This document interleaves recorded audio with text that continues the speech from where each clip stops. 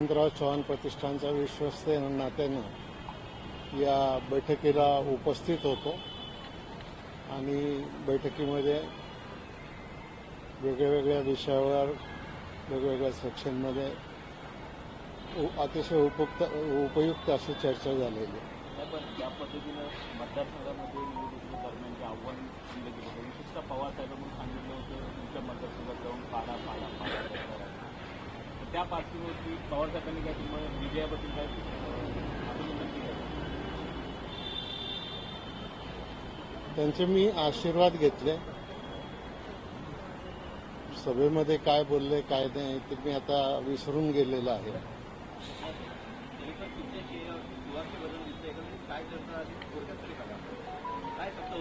राजकीय काही चर्चा झाली नाही, फक्त प्रतिष्ठानच्या संदर्भातच चर्चा झाली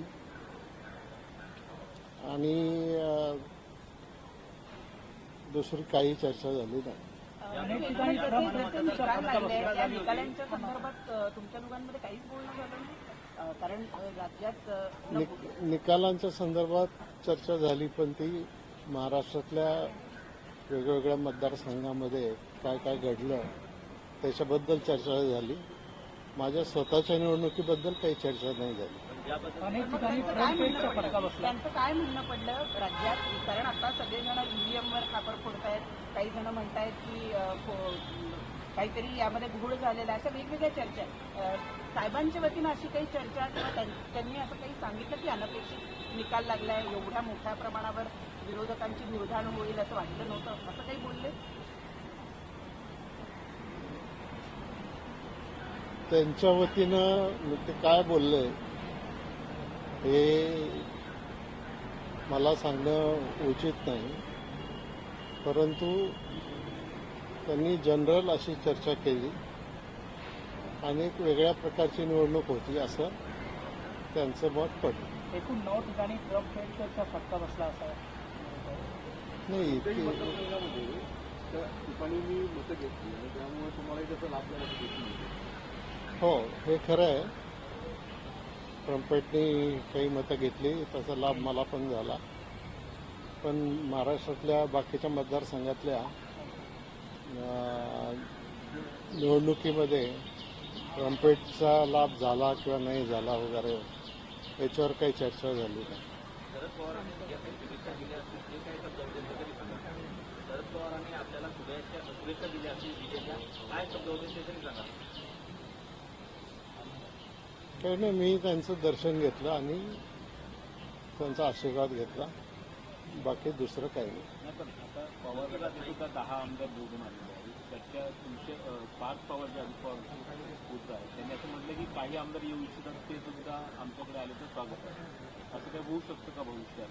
पवार गटाचे काही आमदार आपल्या पक्षात येऊ शकतात? मला माहिती नाही, माझ्याशी तरी कोणाचं काही या बाबतीत बोलणं झालेलं नाही आणि त्यामुळं कोण कोणाशी बोललंय, येणार की नाही येणार वगैरे याच्याबद्दल आत्ता बोलणं उचित पण नाही आणि तशी कुठे चर्चा झाली असेल असं मला वाटत पण. राम शिंदे यांनी अजित पवार जे आहे शरद पवार गटाचे ते अजित पवार यांच्या संपर्कात असल्याची माहिती मिळते आणि गेले 1.5 तास अजितदादा पण कुठेतरी गुप्त बैठक घेत आहे. त्यामुळे चर्चा अशी आहे की प्रवेश केला जाऊ शकतो आजच्या दिवसामध्ये. काही तुम्हाला याबद्दल काही कल्पना? नाही, मला याबद्दल काही कल्पना नाही. राम शिंदे यांनी अजित पवारांवरती टीका केलेली आहे की कर्जत जामखेडमध्ये माझ्या विरोधात घोषित करार झालेला होता अजित पवार यांना विरोधात. तसं पाहता त्यांनी सांगितलं की महायुतीचं धर्म त्या ठिकाणी पाळलं गेलं नाही. असं काही झालं असेल असं मला वाटत नाही, कारण निवडणुका अशा मॅच फिक्सिंग करून करायच्या नसतात. सरळ सरळ निवडणुका झालेल्या आहेत आणि त्याच्यामध्ये ज्यांचा उमेदवार विजयी झाला तोच उमेदवार विधानसभेत आलाच. निवडणूक झालेली आहे, 1-2 वर्षांपूर्वी जे झालं त्याच्यानंतर आता राष्ट्रवादी पुण्याची हे सगळे प्रश्न हे सगळ्या गोष्टी घडून गेल्या.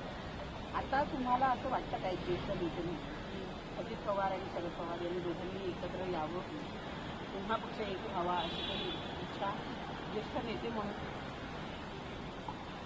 अजून तर काही तशी चर्चा किंवा विचार हा कोणाच्या समोर आलेला नाही आणि अजून बऱ्याच राजकीय गोष्टी घडायच्या आहेत. अजून मुख्यमंत्री निवडायचे आहेत, मंत्रिमंडळ निवडायचं आहे, विधानसभा अधिवेशन व्हायला पाहिजे.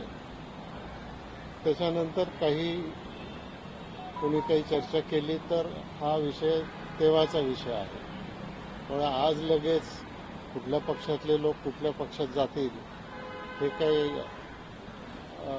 मला पटत नाही.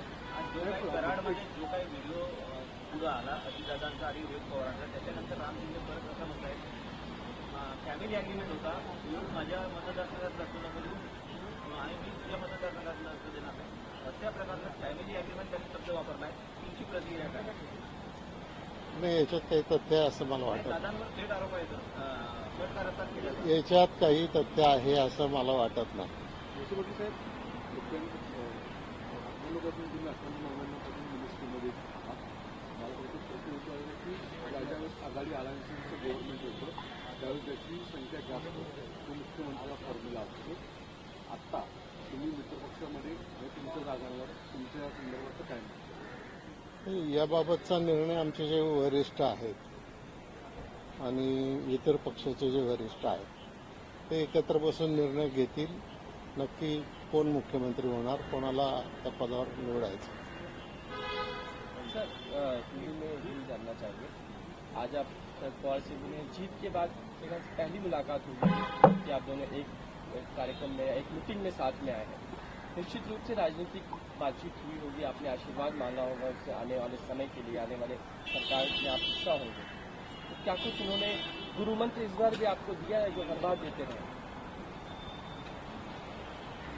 ऐसा है कि आज हमारी यशवंतराव चौहान प्रतिष्ठान की विश्वस्त मंडल की मीटिंग थी.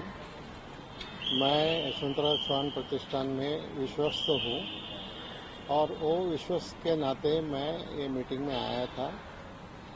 जरूर पवार साहब की मीटिंग हुई, उनके आशीर्वाद मुझे मिले हैं और इसके सिवा कोई पॉलिटिकल डिस्कशन नहीं हुआ. कोई मार्गदर्शन या गुरु मंत्र मांगने की आपकी इच्छा नहीं हुई, आपने जाहिर नहीं की? ऐसे है कि ये कोई पॉलिटिकल मीटिंग नहीं थी, ये प्रतिष्ठान की मीटिंग थी. तो प्रतिष्ठान की मीटिंग में कोई राजकीय चर्चा करना कोई आवश्यक नहीं था या इसके बारे में हमने कुछ पॉलिटिकल डिस्कशन किया नहीं.